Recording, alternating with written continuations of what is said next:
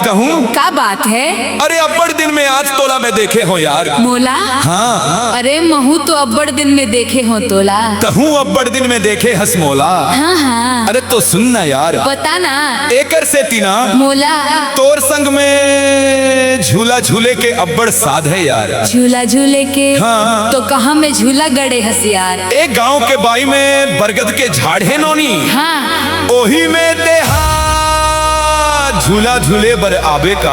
आबे हो। भुलावे तो नहीं? नहीं भुलावा। काबर इंतजार के घड़ी है अब्बड़ जना थे नोनी। सही बात है गा। एकर से तितोला कहत हूँ, चाहे तोर सबो काम भुला जाए तो भुला जाए, लेकिन मोर वादा ला झन भुलावे यार। नहीं भुलावा यार। ले तो चल देखे लहो। चले आवे जावरा हमर पारा माँ झनिया। अरे आवे नहीं? आहू ना। चले आवे जावरा हमर पारा माँ झनिया। जाबो झूला झूले ओ कदम डारा माँ झनिया। जाबो झूला झूले ओ कदम डारा माँ झनिया। चले आवे जावरा हमर पारा माँ झनिया। चले आवे जावरा हमर पारा माँ झनिया।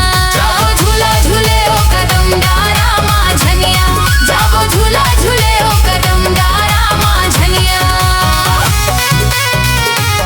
चले आदा जावरा हमर पारा माँ झनिया। जाबो झूला झूले ओ कदम डारा माँ झनिया। जाबो झूला झूले ओ कदम डारा माँ झनिया।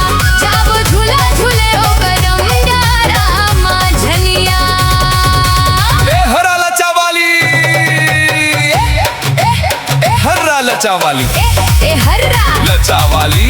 काहे? अरे सुन तो बता दे।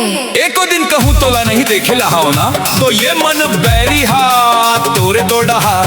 तोरे तो डहार जाथे मानसी। तक काबर जाते जानत हस। काबर?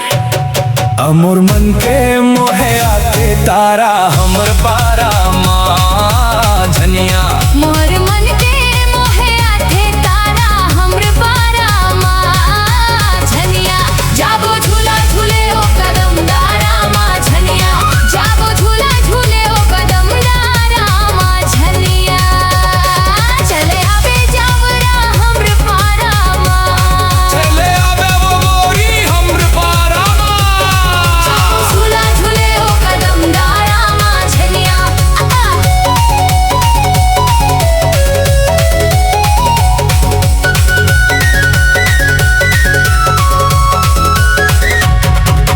सावन के महीना, चाहिए घाटा घोर। सावन के महीना चाहिए घाटा घोर। सावन के महीना चाहिए घाटा घोर।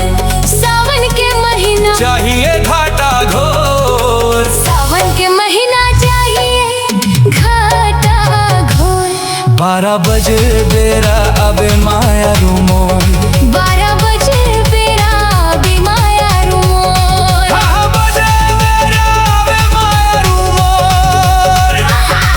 अरे तेरी हमोर श्री देवी घनवास। अच्छा, अरे तेरी हमोर जूही चावला घरवास। सीता। अरे तेरी हमोर करिश्मा कपूर घनवास। अच्छा और तेरी हमोर का ये जानत हस। बताना। अमोर मन के मोहे आथे तारा हमर पारा